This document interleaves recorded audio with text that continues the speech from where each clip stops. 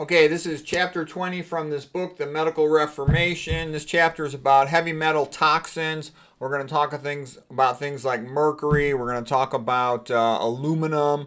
We're going to talk about a couple other heavy metal toxins in this chapter as well. We'll start out, I think, talking about aluminum. Okay, so aluminum has a relatively fixed charge of 3 plus, fixed valence. And that's a problem because it can kind of mimic magnesium. Magnesium is 2 plus, but still aluminum can get involved in some of these reactions that magnesium does, including interacting with negatively charged phosphates. So a positive charge will want to interact with a negative charge. And that ends up being a pretty big deal, as we'll talk about here. You can take aluminum into your body in a lot of different ways. You can inhale it just because it's in air pollution in the trails, the chem, with the planes flying overhead. That's putting aluminum into the air that you inhale, and it goes through your nose, the olfactory nerve for smell. It'll go to your brain that way. So it's actually more dangerous inhaled than it is if you drink it. Other things about it, yeah, like you don't ever want to go by an active volcano. They appear to have a lot of that. So that's a stupid thing to do, but that's a rare thing. You don't want to be eating off aluminum cookware. You don't want to be drinking anything out of an aluminum can. You don't want to be working with the stuff at a job. You don't ever want to put your food in aluminum foil, okay? It's a sign of mental weakness and stupidity to do that. Just say no. You go to if you ever go to a place where they have to wrap your food and you have a choice, you say wax paper. You don't put it in aluminum. Aluminum is an anti-caking agent, so it's in a lot of these salts. You don't want that. It's in some baking powders. This is another reason why I try to be real simple. It just makes it easier to avoid stuff. It's in tap water, and they're going to tell you, well, it's a clarifying agent. It binds things to it, so it makes the water look more clear. But it's actually, has synergistic toxin. It combines with fluoride to become a more aggressive neurotoxin. So what I'm basically saying here is I think when you get right down to it, the billionaire perverts who run the world, they hate your guts. They think you're a piece of crap, a useless eater. And they put F minus in your water and a synergistic neurotoxin in there as well, aluminum. They're not doing that because they like you, okay? They want you stupid and docile, a good obedient little slave. Okay, so what I'm saying is it's relatively ubiquitous in the environment, and the only way you're going to avoid it is you have to make a pretty significant effort. You can move to a place where you got well water and it's not in your water. You could filter it out with reverse osmosis, with distillation. I don't know if the ion exchange, that's kind of a new thing, how well those work. And maybe there's other ways too, but I certainly wouldn't be drinking this stuff. I think it's quite variable how sensitive some people are to it. Some are more sensitive to it than others.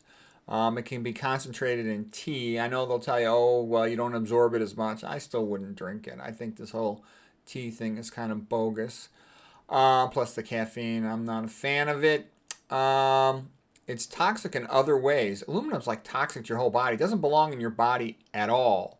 We talked about it being in deodorants. It's worse if you shave. You get increased transdermal absorption. It plugs up the sweat glands, so that's why it's a deodorant, okay? But it's also a metalloestrogen, and then it's in the shared lymphatics between the breast and the armpit, and that's thought to be a major contributor to the increased risk of breast cancer. It used to be that only 25% of breast cancer, 30% of breast cancer was upper outer quadrant. Nowadays, it's like 60%. So that's a big increase, and that's since the 1920s, so it's been like a doubling of it, and that's thought to be primarily due to deodorant. Let's see, what else? It accumulates in your brain and your balls, in ovaries of a woman. Like I said, it can replace magnesium and thus interact with membrane ATPase. Because remember, the potassium sodium ATP pump requires magnesium. All these ATP reactions require magnesium to hang on to the phosphates. Because of magnesium got the 2 plus positive charge, it can grab onto those negatively charged phosphates. Well, aluminum with its 3 plus charge can do something very similar. So it's going to be associated with lower IQ. Wherever there's higher levels of aluminum in the drinking water, the dementia rates in those populations are higher. It's also found inside the beta amyloid plaques. Those are the ones that are extracellular in the brain at autopsy. And the neurofibrillary tangles. Those are the ones that are intracellular primarily with hyperphosphorylated tau. Here's another scary thing. Aluminum will form complexes with fluoride, and this will help traversal of the blood-brain barrier. I'm not sure the exact mechanism how that works. I know fluoride is put on lots of drugs to get them increased passage into the brain. You look at the antibiotic fluoroquinolones. Look at Prozac. You know that selective serotonin reuptake inhibitor, antidepressant drug. What is that? Fluoxetine. Whenever you hear this flu stuff, then you should be thinking fluoride in there. Okay. And, fluoride got that good reputation for helping the teeth, so everybody thinks it's no big deal. No, it's a neurotoxin, okay? It lowers IQ. It causes brain damage. They're both excitotoxins. They make you stupider. They accelerate the rate at which a person becomes demented. They're for chumps. Okay, aluminum also appears to help other toxins enter the brain, like arsenic. PB is lead, Hg is mercury, Mn is manganese. Okay, now here's this lady, Stephanie Seneff. She's pretty famous for her research on glyphosate. She wrote a very good book called Toxic Legacy. It's a little bit of a dense book in the sense that, it would have been better if she put illustrations in it. I made some illustrations about protein structure in another chapter in this book, and maybe it was in my earlier chapter on proteins, and how glyphosate can substitute for glycine. That's what she's a big proponent of. The glyphosate, think of it as glycine phosphate. Okay, you might want to call it officially glyphosate, but it just makes sense to call it glycine phosphate. So it can replace glycines in proteins, sort of like a Trojan horse mechanism, if you will. And once it gets into the protein, it can cause it to dysfunction, because now you got this big bulky phosphate group with its negative charge, getting in the way of things, unlike the real small glycine that's used for making tight, all kinds of tight things, like the triple helix, collagen, like enzyme active sites, because it's small. It doesn't crowd other things out. That's one of its unique benefits. Glycine, all it has for a side group as an amino acid is a hydrogen. So it's the smallest amino acid. And now you stick this bulky phosphate on there, it messes things up. Now also, just to give you a different point of view, so you've heard it before, there's this guy, Jack Delatorre. He's a real famous guy. He wrote the book Alzheimer's Turning Point. It's a great book. And he's the proponent of, I call it the mouse equivalent theory, tying off the mouse carotids, causing hypoperfusion of the brain, hypovascularity. And he says, no, aluminum is not the main cause of so-called Alzheimer's dementia. Okay, so he has some big points. He feels that the incidence of so-called Alzheimer's dementia is similar in areas where they don't have much aluminum in their exposure for the people, and he thinks that it's not the main player. There's other people who've reviewed the literature, like Dr. McDougall, also like Jeff Nelson at VegSource, and they're pretty impressed about all the literature indicating a strong correlation between aluminum and dementia. Me personally, and I've studied it a lot as well, I think that aluminum is a major neurotoxin that contributes to dementia. It's just that it's one of many, okay? It's a very powerful one. I think it's a major contributor to dementia, but I think there's a whole bunch of other things going on that don't get as much press, if you will. This guy right here, Christopher Exley, PhD, devoted his whole life to researching aluminum. His nickname is Mr. Aluminum, and he's written an entire book on the subject, and he's written tons of papers on the subject. And you're always going to see a little bit of a bias, okay? Because Delatorre's theory is the mouse equivalent theory of vascular hypothesis. It's also called the so-called Alzheimer's. He's going to push his theory, okay?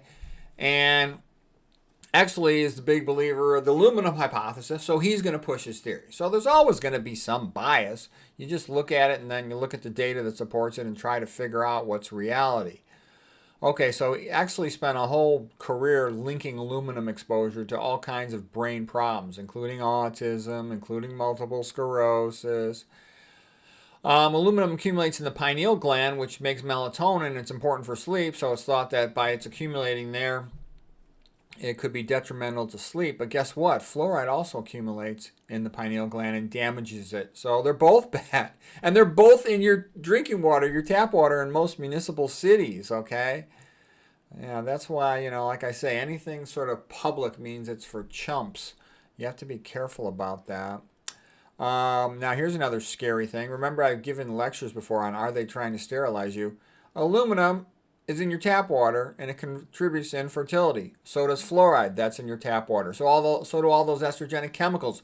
They're in your tap water. So does all that stuff in processed food, like atrazine sprayed on all the corn, like soy itself, intrinsically estrogenic. And yes, it activates the good and the bad estrogen receptor. Because people will try to tell you it only activates the good estrogen receptor. That's not true. I talked about that on my soy videos. Okay, aluminum also increases leaky gut. So if it increases leaky gut, it's going to increase autoimmune disease and all the irritable bowel, Crohn's disease, ulcerative colitis, and all that stuff. Oh, here's one point that, it also lowers male sperm counts, but some aluminum is excreted from the body in the sperm. So spanking the monkey is one way a person could lower their aluminum level a little bit. Also, what gets promoted are these drinking waters that contain silica. This guy Exley is a big fan of that.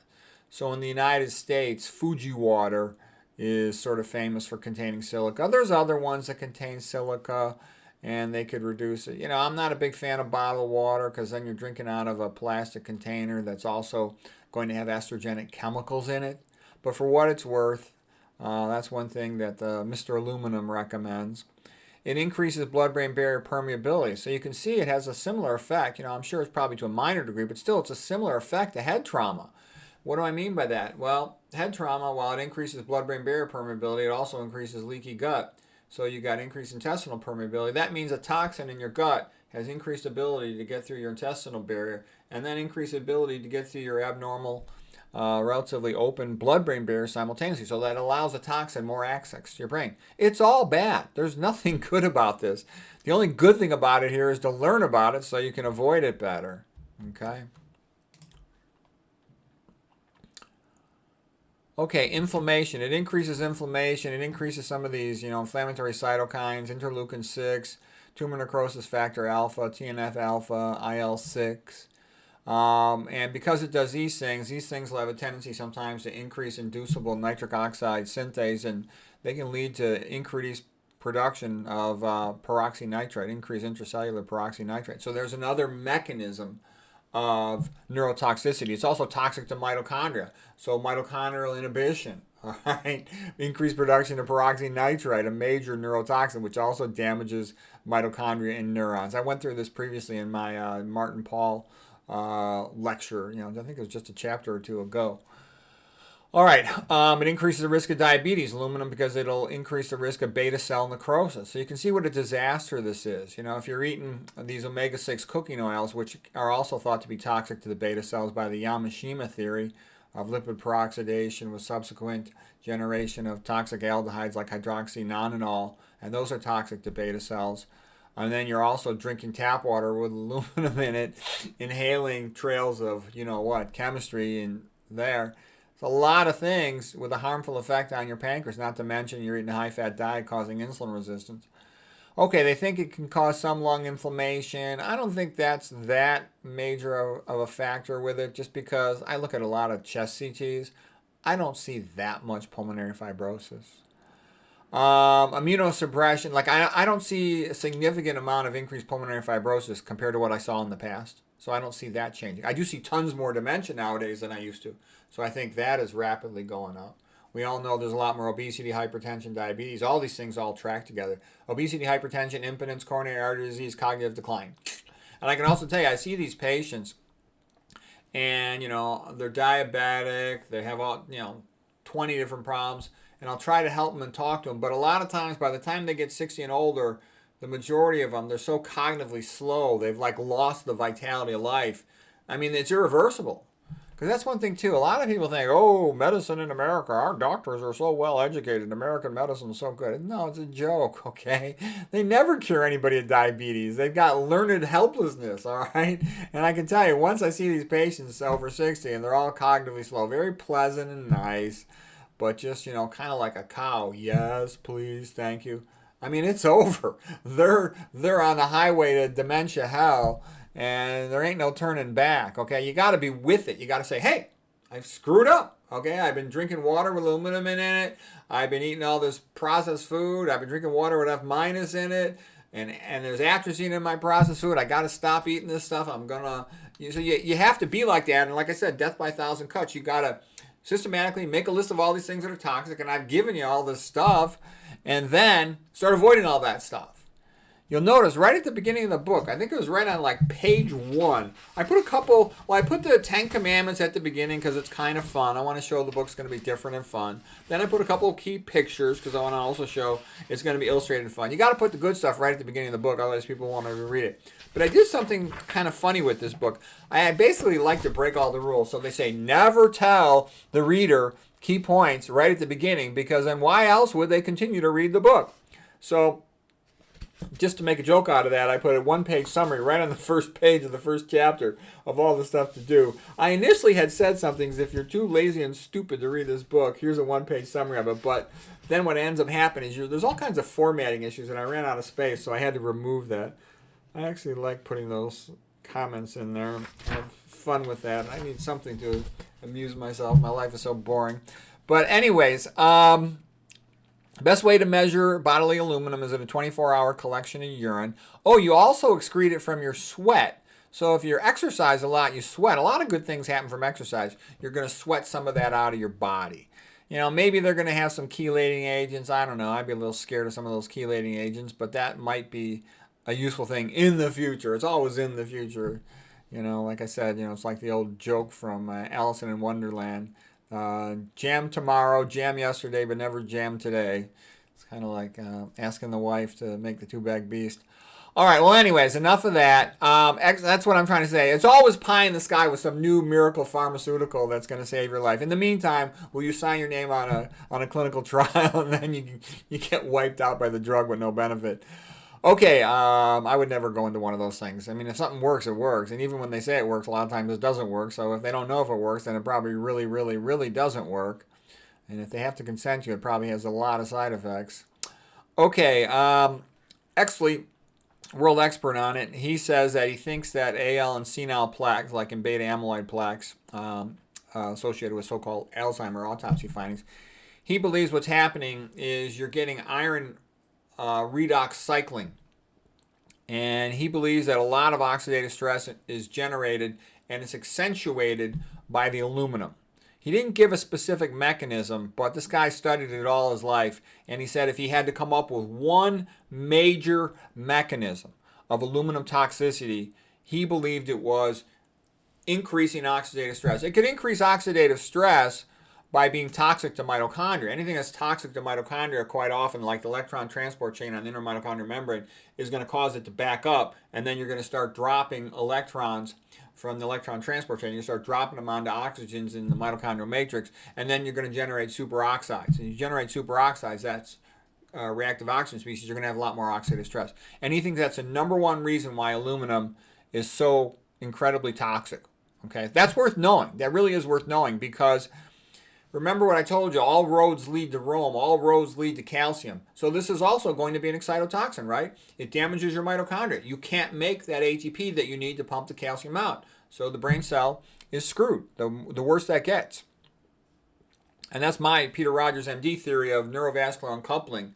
And it's really a big expansion of the previous calcium hypothesis. And so the bottom line is you need energy to pump out calcium. Okay. He felt that it contributes also to multiple sclerosis, and he also thinks to autism. And the reason he did that is he did a lot of, he feels that it binds to myelin, the insulating fat on brain cells, and it distorts it, and he thinks that leads to the formation of autoantibodies. He did a bunch of autopsies, and he found increased aluminum in the brains of people with Alzheimer's, increased aluminum in the brains of people with multiple sclerosis, increased aluminum in the brains of people with autism. So here's his book, Imagine You Are an Aluminum Atom. Discussions with Mr. Aluminum. That's him. His nickname is Mr. Aluminum. His whole research on there, he's a PhD guy. Focus has been on aluminum. I do think there's good videos, Dr. McDougall at his place, and Jeff Nelson over at VegSource. They've made some really excellent videos summarizing tons of papers. There's tons of papers showing what a disaster aluminum is. It's not like there's one or two. There's like 1,000 or more. It's for real. Okay, so here's a paper just saying aluminum causes leaky gut. So at first you go, okay, it causes leaky gut. So what? No, that's a big deal. Once you know it causes leaky gut, it actually causes leaky gut in multiple ways. It'll kill the enterocytes, the lining cells of the intestine. Okay, That's bad. It opens up tight junctions. That's bad. It increases reactive oxygen species. Like I told you, it can inhibit mitochondria. You'll drop more superoxide. You'll drop more electrons from the inner mitochondrial membrane, electron transport chain down onto superoxide, and that's going to cause this vicious cycle of oxidative stress, which can damage the inner mitochondrial membrane.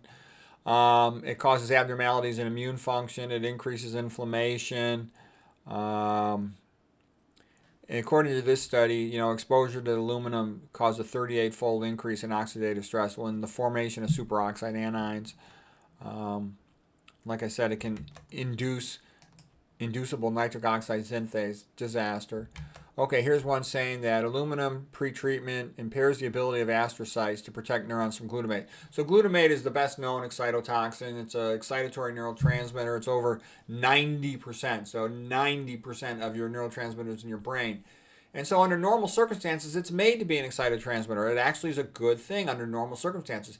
But when you increase that with psychological stress equivalents, drinking caffeine, stress equivalents, sleep deprivation, and then you start throwing this on top of it, these neurotoxins like fluoride in your tap water, aluminum in your tap water, aluminum inhalation from deodorants, from the trails in the sky, cooking on aluminum cookware, putting your food in aluminum foil, aluminum in your salt for anti-caking agents, okay, using it for deodorant, okay, it's really adding up. That's why I think to be at your top form, you really want to be a minimalist.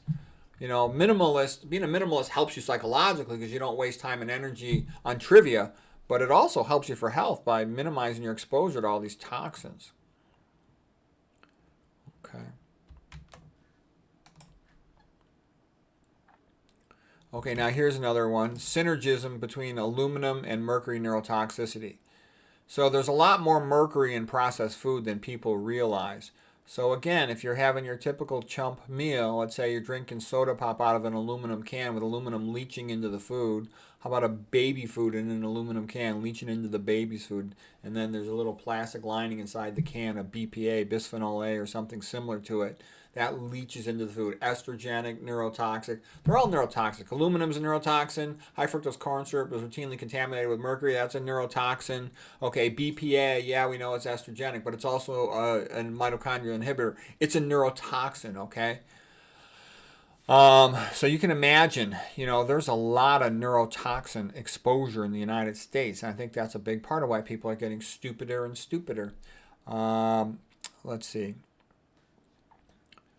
Significant synergism and neurotoxicity when aluminum and mercury were added together. Great. Okay, here's a good book. It's written by this lady doctor. Her name is Jane Hightower. And she was in the San Francisco Bay Area. And she sort of ended up getting these patients that were yuppies that were cognitively impaired. Middle-aged yuppies in their 40s, let's say, 50s. And nobody quite knew what to do with these people. You do a brain MRI, and the brain MRI looked normal. And they thought they had tested them appropriately for toxicology, but she said, hold on a second. She had a better way of testing for toxicology. And she started picking up one after another patient high in alumina. Here's what I thought was funny about it. They were primarily a bunch of yuppies who were trying to be healthy, so they were eating more fish. I thought that was funny because, they're making themselves sick. The fish is full of mercury. I can also tell you, as a rule of thumb, anything that you read in a newspaper, anything that you read in a magazine about nutrition and toxicology, in my experience, it's pretty much always wrong. Not always. Let's say 99% of the time it's wrong.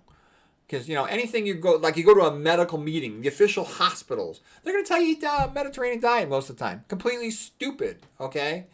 So I'm also going to tell you, lots of, stupid moron doctors tell people that fish is good for you. Okay, that's a very common thing you hear. No, it's completely stupid. All you have to do is use basic logic. How could something that's full of estrogenic chemicals, that's full of mercury, that's super high in fat, that's quite acidic, that's routinely fried, that lives in the sewer. The oceans and the lakes are basically a sewer in the modern world, okay? How could that be good for you? All right, so once they stopped eating the fish, most of them got better. Some of them had permanent brain damage, though. Mercury, it increases blood-brain barrier permeability, as does fluoride, as does aluminum. So all these things are opening up the blood-brain barrier to toxins. So right there, minimize your exposure to those three things. You'll have less brain fog. Mercury is a mitochondria inhibitor too, so it's going to decrease your ability to make ATP. So it's an excitotoxin, okay? Glyphosate in processed food, it's an excitotoxin, okay? It's a mitochondria inhibitor. And it also increases NMDA receptor activity to let more calcium into the cell. BPA, the estrogenic, it's a mitochondria inhibitor. I went through mitochondria inhibitors just a couple lectures ago. There's tons of them, okay? And so aluminum and mercury, these heavy metals, all make that stuff worse and increase your risk of dementia. Okay, let's see. Almost all of it was due to eating fish. Oh, she had a good line. She said when people say they got brain fog, she says most of the time it's fish fog. Mercury from fish. I thought that was funny. She says they got to get their blood levels down to below 5 micrograms per liter. It's in her book, like I said, Hightower, on her page 245. I think I did a book review of that, or I certainly talked about it when I talked about aluminum previously. Oh, here's another good book. This one is called Unsafe at Any Meal. And this lady here is Renee Dufall. She's a pretty interesting lady.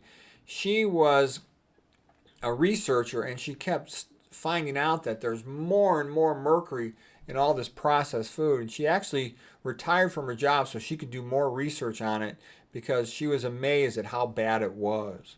Like I said, the way I think processed food works is imagine you're a billionaire pervert and you look around and you're like, you know, there's so much traffic in the city, there's so much pollution in the city, and all these people, you know, they're a bunch of useless eaters, you know, all they do is waste the resources of the world. How could we reduce their numbers?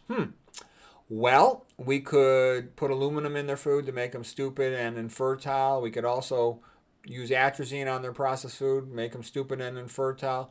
We could also put mercury in the high fructose corn syrup, make them more stupid. And the atrazine helps sterilize them. The aluminum will help sterilize them. What else can we sterilize them with? The soil helps sterilize them. So it all just keeps adding up. And there's a whole bunch more of them. All the estrogenic chemicals in their tap water help sterilize them.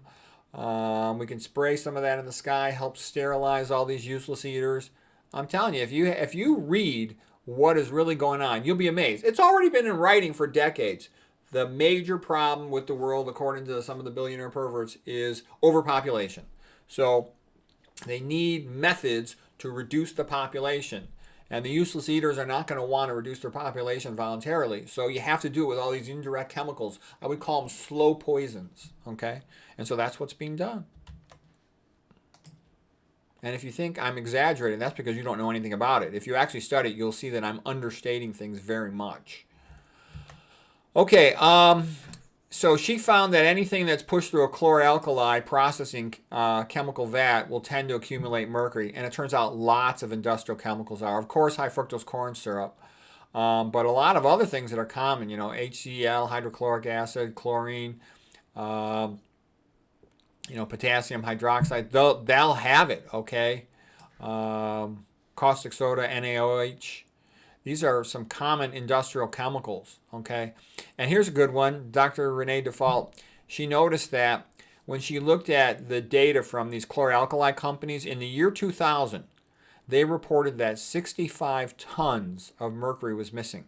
Do you understand that? This is an industrial company saying that 65 tons of a super powerful neurotoxin, just missing, 65 tons. So where do you think it goes? It's in all the foods that they make. Please, okay? And so I'll just tell you a story. I had a friend who's a molecular biologist, and he had a friend who did research on high fructose corn syrup, and he found out that it was, getting polluted in large amounts by mercury. So he published that article, and once he published that, the industries ganged up on him. They went to his university and said, "Oh, this guy's a jerk. You should fire him." And so that, they get a lot of money from these industries, so they just fired the guy. So when you tell the truth, you get fired. That's what I meant by academics is kind of screwed up because, in sports, the better you get, the more everybody likes you. The better you get in academics, the more the powerful big money players, they hate you. They don't want you teaching the pros, helping the stupid pros, the useless eaters. They want the useless pros reduced in number. Okay, so anybody that's helping the pros is helping them, keeping them alive and reproduce. Don't want that. Okay, in 2004, the average American was eating 36 pounds. That's the average American, 36 pounds. I eat zero, okay? 36 pounds of high fructose corn syrup. So how much mercury went into that? A lot, okay? And here's something funny, too. The food companies would advertise high fructose corn syrup as a preservative.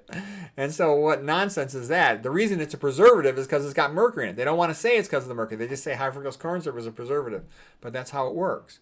A lot of food dyes are contaminated by bad things, like they're contaminated by mercury. These ones right here in her book, she lists that, okay, according to Renee Defoe. Blue number 2, yellow number 5, yellow number 6. And then she also says they have allowable levels of mercury, have allowable levels of arsenic and lead. This is toxic crap. She also said that vegetable oils are quite often processed with chloralkali chemicals like sodium hydroxide, and because of that, they will often, she says, contain mercury residues. That's pretty scary. That's another reason why you're not going to win with these oils. You know, run for your life. Don't mess around. Like all the typical stupid person says, I'm doing okay. I'm cutting down on oils. I'm cutting down on meat. I'm cutting down on fish. And it's like, no, you stupid idiot. Run for the hills. You're screwed. You're effed. Okay? You need to say, have an attitude of gratitude. Okay, I'm headed towards dementia, being fat, sick, and stupid like most people in America. But you know, over 60, over 50 even. But I'm not going to go down that path. I got this low-fat vegan diet, organic with no oils. I have a chance to, you know, avoid all this stuff. You need to have an attitude of gratitude. Say, thank you, God. I'll do it. I'll do it. I'll do it. I'm going to make a video later about coronary artery disease that'll be real funny. Okay, I'm not going to tell the joke now, but wait till you see it. I think you're going to like it. It's a good one, and it relates to all this stuff. You know, how a smart person thinks versus a stupid person thinks. A smart person wants to minimize problems, keep their options open. A dummy just says, give me the fastest solution. And then in the meantime, they don't pay attention to all the side effects of it. Okay, so a lot of these oils, you know, Renee Default in her book, page 60 to 62, she says, coconut oil, olive oil, palm oil, canola oil, soybean oil, sunflower oil, all these common cooking oils are at moderate risk for mercury contamination, according to her in her book. Okay, that's a lot of stuff. And a lot of BS artists are trying to tell people olive oil is good for you. Yeah, right. Okay, here's, I think this paper was written by her. Yeah, there's her name, Renee Dufault. And look, she joined with Jane Hightower, the lady who wrote the Mercury book. And she says, industry really likes mercury because it's a preservative. When you increase the shelf life, oh, here's a good one. I think I made this one up. I don't think I heard it from her. I think I made this one up. Maybe I didn't make it up. I think I did, but I don't know. Okay, when you increase shelf life, you decrease your brain life. Okay, because these preservatives, things like mercury, mitochondria inhibitor, things like fungal inhibitors prevent mold growth so it doesn't get returned to the company that made it. It's a mitochondria inhibitor. That means they're brain toxins. Not good. And she lists a whole bunch of other things that often are contaminated by mercury in her opinion. Citric acid, that's in a lot of stuff. That also can contain glutamate in it. Sodium benzoate, that's in a lot of stuff. So all of this is adding up. So like I said, you want to live like Adam and Eve, but keep your indoor heating and plumbing. Be simple. You know, I only eat foods that have a single ingredient. They're allowed to put other things into that second ingredient without telling you. That's the reason why I only eat foods with a single ingredient. Okay.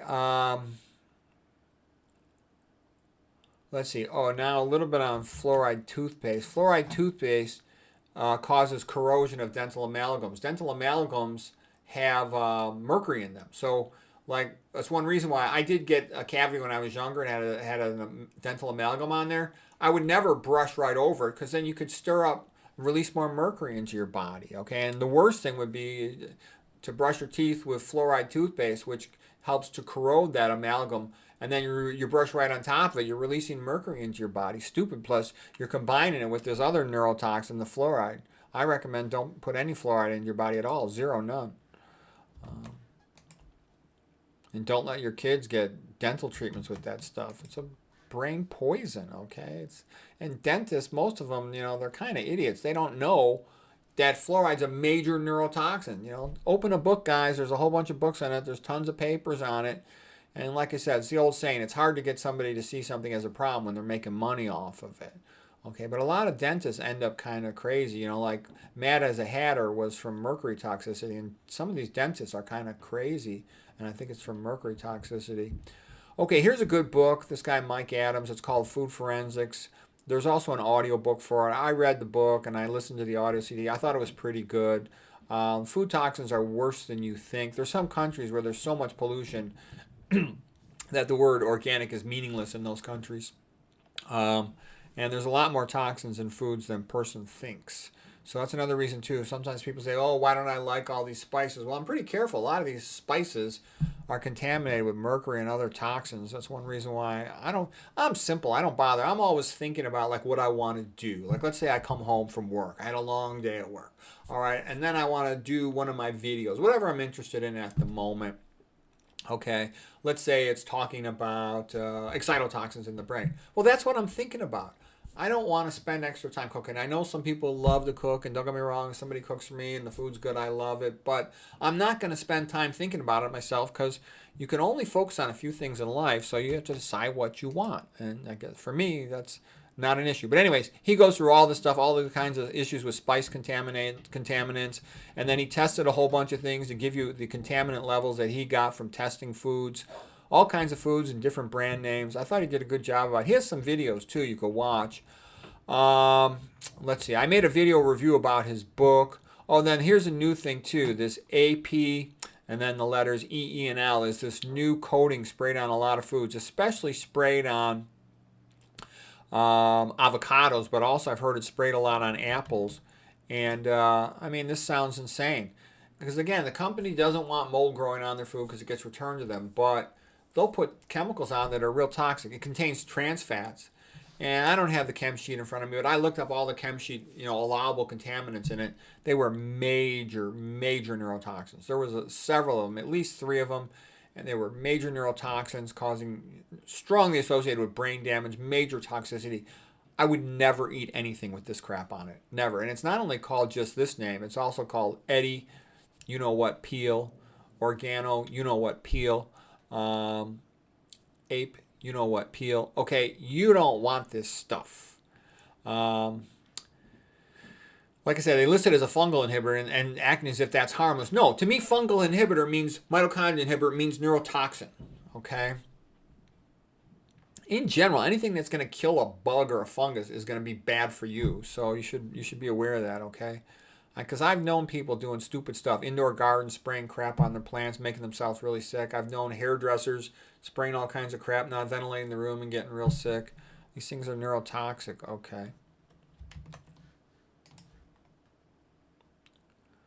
All right, I did make several videos about that AP, EEL stuff. This grocery store, Natural Grocers, never puts it on their food. There's other places they'll claim they don't ever put it on their food, but sometimes they won't then put it on their website. And you have to ask yourself, can you trust them? And then also, I can tell you, I talked to a whole bunch of grocery stacker people, and they're real nice, but most of them are total ignoramuses. They don't know anything about the food they're stacking. Like, you go up to the guy who stacks the produce and you ask him, does this have AP, EEL on it, and he's like, oh, I don't know. I'm like, he doesn't know anything about the food. And then what they'll tell you is you got to talk to the buyers. And the buyers apparently come into these grocery stores, a couple days a week in the afternoon or something. So you got to find out when the buyer's there, ask permission to talk to one of them, and then they can maybe tell you what's going on. But it would be nice if they put labels on it. The fact that they don't tell people and the fact they don't put labels on it, that makes me more think that it's toxic. If it was good for you, they would advertise it. There'd be a big sign, come and eat this, it's good for you. They know it's bad for you. They know you don't want it. It's just like MSG. They hide it because they know you don't like it and you know it's bad for you. Okay, nowadays MSG is almost obsolete because they got so much manufactured free glutamate and all these kinds of things. Okay, and then here's just a quick list of some common chemicals that are toxic to the brain. Aluminum, we just talked about it. Mercury in your tap water, in your deodorant, in the sky, in air pollution. We talked about mercury being in a lot of things. They used to use mercury in your contact lenses, okay? And it's in other things too, okay? So is aluminum. It's in a lot of things. Be careful. Avoid it as best you can. Lead, I used to test all the plates for lead. My wife would tell me I'm an obsessive, compulsive, paranoid asshole, but I was like, and because it all came back negative. But I'm like, well, that gives me peace of mind. I'm glad I tested all the plates in the house. Cadmium comes off brake pads, for example, so I'll never sit and eat like at a sidewalk cafe in a busy street so I can inhale the pollution coming off the cars. No, thank you. Carbon monoxide. Give me a minute. I'll be done in a minute. Give me a minute, Holmes. All right, excuse me there. All right, hexane's a major neurotoxin. Toluene's a neurotoxin. That's like liquid paper and some degreasing cleaning agents. Trichloroethylene's another mitochondria inhibitor neurotoxin. That's like dry cleaning. I don't even take my clothes for dry cleaning. I never will ever again because it's so toxic. Mitochondria inhibitors, I gave a whole lecture on that recently. Circuit inhibitors, I talked about that too. Almost anything lots of things that smell bad are circuit inhibitors. Preservatives, like I said, often fungal inhibitors. These herbicides, glyphosate, excitotoxin, atrazine is also a major neurotoxin, mitochondria inhibitor. This is processed food right here. Atrazine is sprayed on all the GMO corn. Glyphosate is sprayed on the GMO soy, GMO oatmeal, not GMO, just oatmeal that's not organic. Beans that are not organic. That's why I won't eat those things unless they're organic. Many pesticides. Many estrogenic chemicals. I told you, Seralini says estrogenic chemicals should no longer be just called EDCs, endocrine disrupting chemicals, or estrogen disrupting chemicals. They should be called ENDCs, endocrine, neurocrine, and neurologic disruptors, because he said 80% of them were neurotoxic. That's a lot. And a lot of the ones that maybe weren't neurotoxic were toxic to the thyroid, therefore they're hypothyroid causing, therefore they're goitrogens, therefore they're also neurotoxins, okay? All this stuff is bad for the brain, man. To protect your brain, you got to be on your go. And like I said, too, not to brag, but I think I'm doing more than most of these other nutrition experts out there. They're always, to the average nutrition expert, their background is like internal medicine or something. Okay, so to them, the ultimate in health is protect the heart. And they'll tell you anything good for the heart is good for the brain. And yeah, that's true. But guess what? There's a whole bunch of other things we don't pay attention to on the heart. They're important for the brain, and here's a list of some of them, okay? And that's worth knowing if you want to keep your smarts. All right, well, that's it for this chapter, and I hope that was helpful to you. So, anyways, there it is. Oops.